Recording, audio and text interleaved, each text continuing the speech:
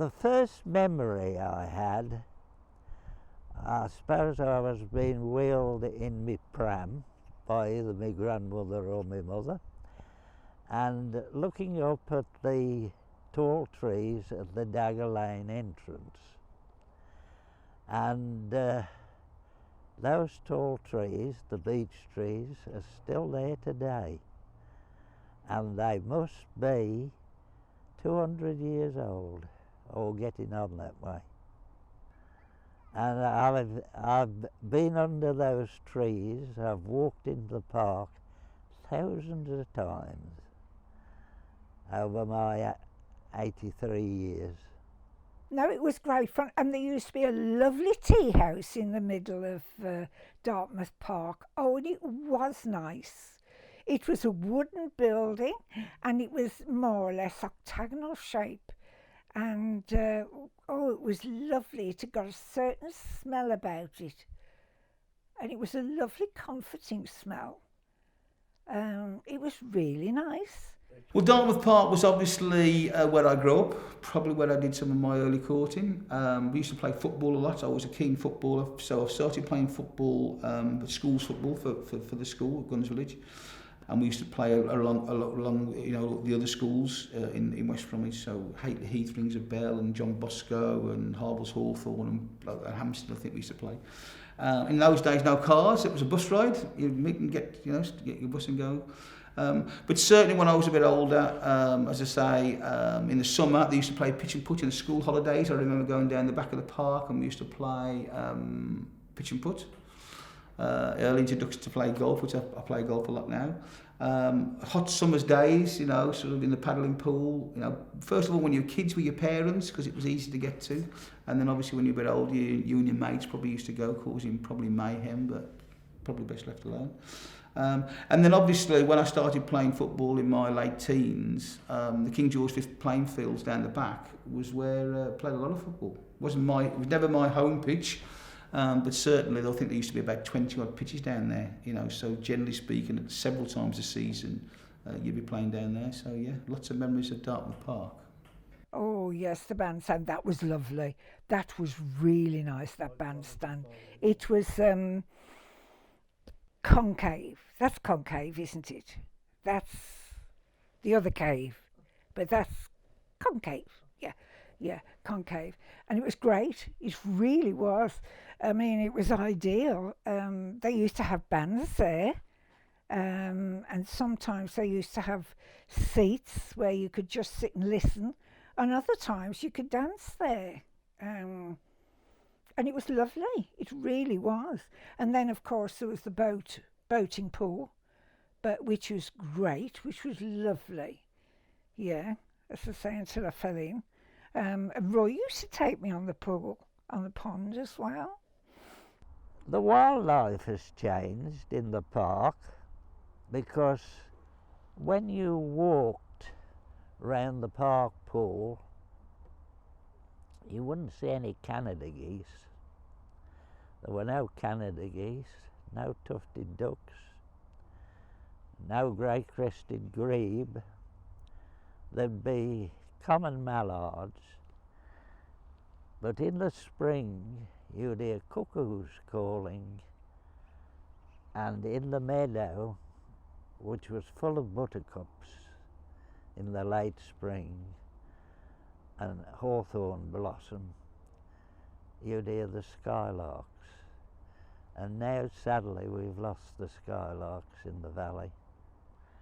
I remember the war coming. I was 6 when the war broke out, and the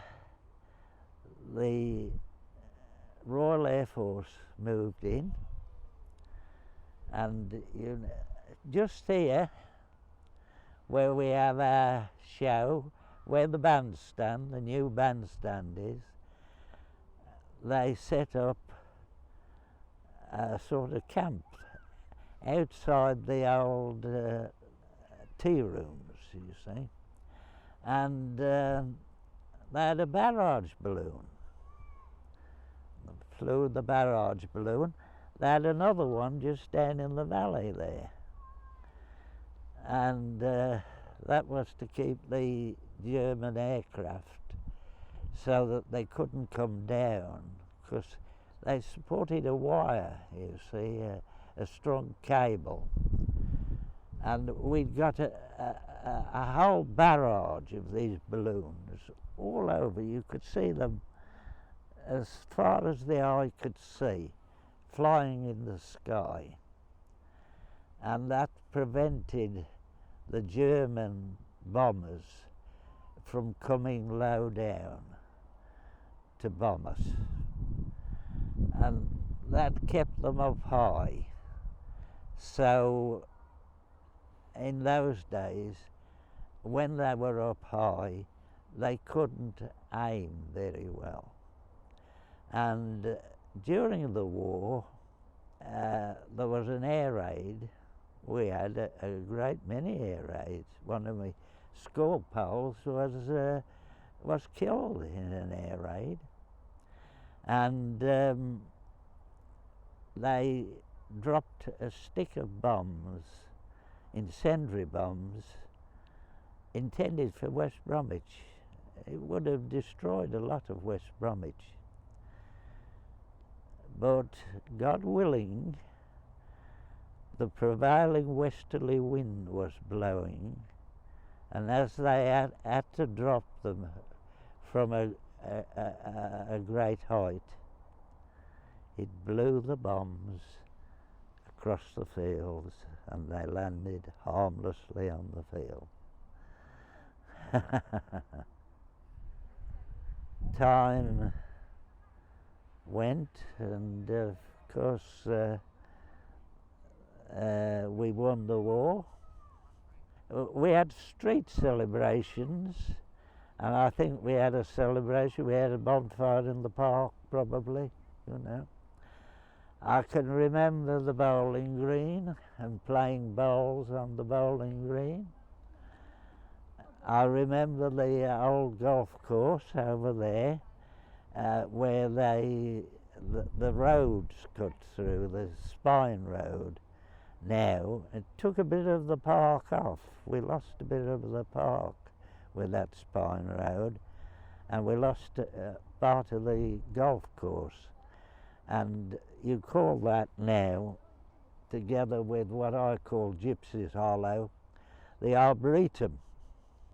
A lot of land's been built over around the valley, but the main core of the valley, we've managed to preserve it so far, and I hope we always will.